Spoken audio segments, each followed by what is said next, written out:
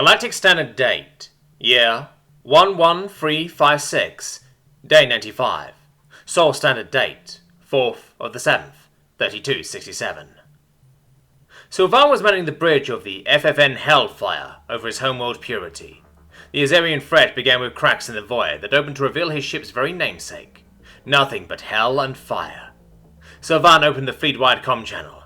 All hands, prepare to annihilate some Xeno filth. The main fleets lined up into a war formation as they readied their big guns, while the medium to small ships moved ahead by several thousand miles.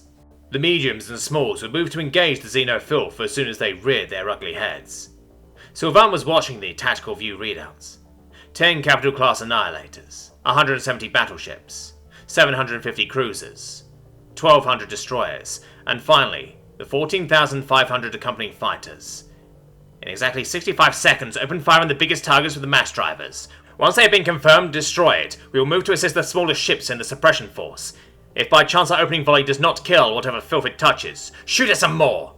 Kill it until it's dead. Revel in the open slaughter of Xeno scum. Also, fuck the GC and the Azari Alliance. The first Azarians peeked through the rift, but they were only baby Azarians. Tens of thousands of them poured forth from the rift.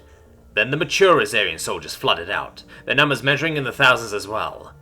This massive procession of death was followed by 6 Azarian warlords and 2 Azarian priests. Silvan gaped at the massive beasts that flew through the rift. Even without the big ones, he was certain that they wouldn't stand a chance. Unleash volley on the highlighted target in the rear. A massive volley of near-7 velocity slugs ripped forth from the fleets.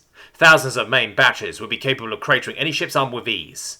Just before the volley could strike its target, a wall of pale green fire erupted before the 2 massive Azarian priests, consuming all of the volleys as if they had never existed in the first place.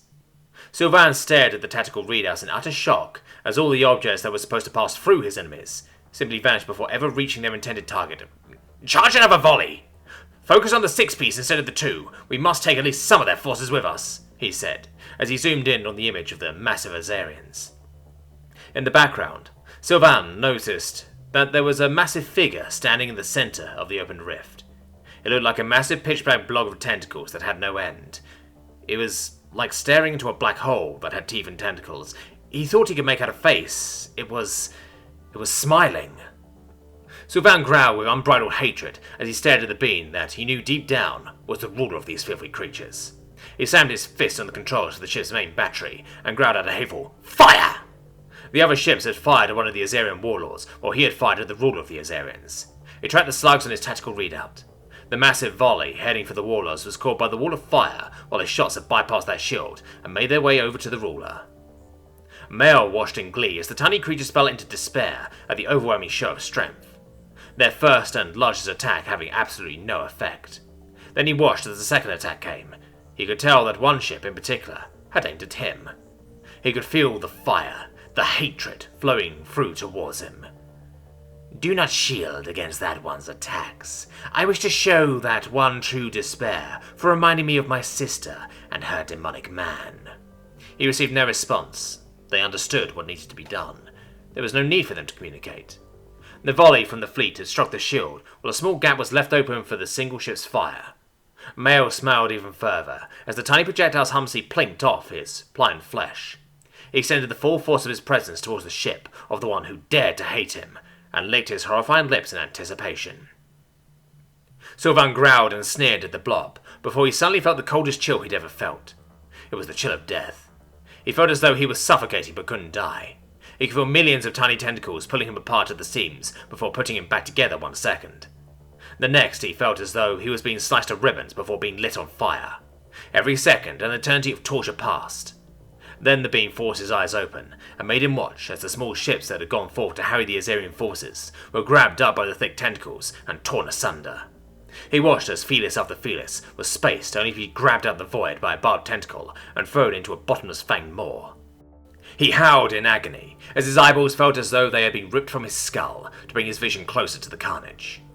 A green blade of light passed by his ship, cleaving one of his sister annihilators in 2, then another, and another, and another. Silvan began crying involuntarily at all the death. The death of his wonderfully pure comrades, his brothers and sisters in arms. But deep down, he felt one emotion growing over all the others. He stared at the blob of evil, and burned his disgusting visage into his mind. He bit back at the tentacles that grasped him, and clawed his skin off where he couldn't remove the tentacles. "I hate you! I will kill you!" Mel read back in confusion. "You would deny me even after all that? I will force you to abandon your hatred. Watch as your home burns. Watch as I skin your family. Watch as I slowly dip them into the fires of my home," he said with a smile that was far too wide for his body. "You will pay dearly for your denial." Romanus gasped for breath as he toppled over Atticus. The boy will survive. He may be as powerful as one of the high priests even. That was one of the most difficult operations I've done." Aegis breathed a hefty sigh of relief and sat down next to Atticus. "You hear that, buddy? You're going to be strong. You might even be able to come the closest to Lord Bassus out of all of us. I will teach you the ways once you are feeling capable." Atticus cracked his eyes open groggily. "What? Aegis? Why are you in my barracks? And what's this about becoming as strong as the Emperor? Wait, this isn't the barracks. Oh, now I remember," he said with a grimace. "The Emperor thought I was one of you, didn't he?" Aegis nodded solemnly before standing and offered Atticus his hand. "Come, let us not dwell on these things. You need to learn all you can for the coming battle. We must serve Bassus well." Romanus shakily stood up and dusted himself off, before turning to the other priests. "Julius, find out which spatial coordinate set has the highest concentration of Veil energies. We will go wherever the fighting is the thickest." Julius saluted Romanus and huddled into a group of the other 30 as they began their chants. Thanatos connected a mind bridge to Romanus. "Head priest, I hunger for battle. I wish to prove myself to Bassus, and spread his venerable name to even the darkest corners of the universe. When do we leave?" Romanus chuckled before concentrating on the connection. "We will leave in a matter of seconds. The light of their chant is fading. They found our target." Julius yelled out, "They are invading the cats! It's a fucking slaughter, with Man himself at the front! Find some way to notify Lord Bassus. We must move now and protect them. They are Bassus's fucking favourites. We will not allow this transgression to pass."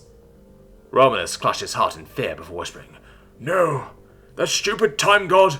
If he ends the kitties, Bassus will destroy everything in his hatred, for he is the sole vessel of hatred and the ruler of death. If he loses control of his hatred, he will end up just like Amaranth did when she was still known as Maleficus. We must prevent this." Romanus watched on in trepidation as the High Priest reached the rift. He felt Thanatos move, felt him climb into the rift without a moment's hesitation. "I hope to Bassus that we make it in time,"